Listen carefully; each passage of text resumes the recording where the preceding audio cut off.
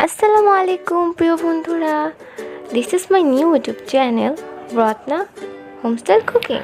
আজকের রান্নার রেসিপি হলো লাল মুরগির গোশত। আমার ভিডিওটি হেল্পফুল হলে একটা লাইক করে সাবস্ক্রাইব করে আমার পাশে থাকবেন। তাহলে চলুন শুরু করা যাক খুব সহজে ঘরোয়া মশলা দিয়ে লাল মুরগির গোশত। এখানে আমি মুরগির গোশত নিয়েছি 1 কেজি পরিমাণ।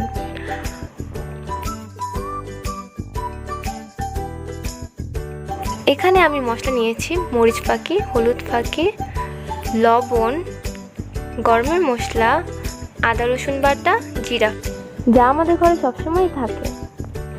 এখানে আমি 4টি পেঁয়াজ কুচি দিয়েছি, 3টি কাঁচামরিচ,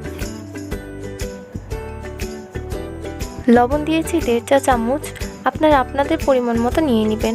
2 চা চামচ হলুদ ফাঁকি, মরিচ ফাঁকি 2.5 চা চামচ, মরিচ পাখি আপনারা আপনাদের স্বাদ অনুযায়ী নিয়ে নেবেন, যে যেমন ঝাল খান। এলাচ, দারচিনি, গরমের মশলা দিয়ে দিলাম ভেঙে। আদা রসুন বাটা 2 চা চামচ, তেজপাতা দিয়ে দিলাম 2টি, তেল দিলাম 3 চা চামচ। এখন তেল দিয়ে মেখে নিব ভালো করে।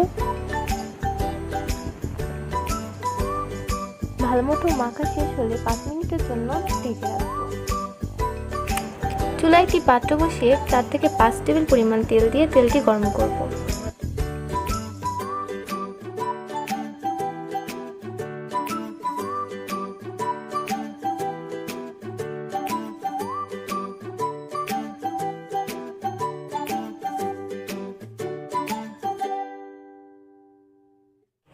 অল্প পরিমাণ পানি দিয়ে আর একটু নেড়ে চেড়ে ঢাকনা দিয়ে ঢেকে রাখবো। চুলার আঁচ হবে মিডিয়াম।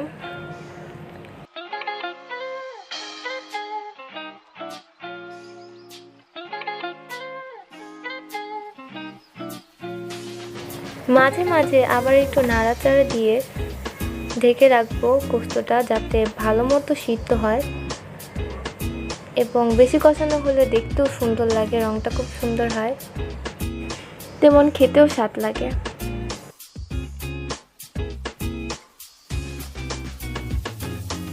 তারপর কষানো হলে আলু দিয়ে দেব। আমি এখানে বড় সাইজের 3টি আলু নিয়েছি কেটে।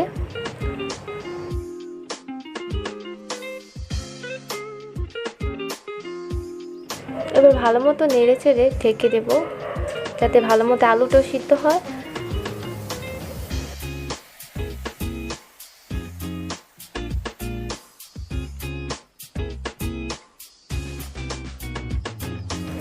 আলু এবং গোশত কষানো হয়ে এলে পানি দিয়ে দেব।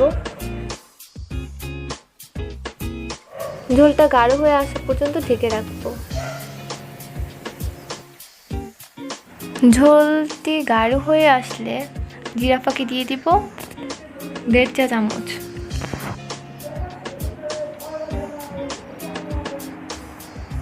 তারপরে নাড়াচাড়া দিব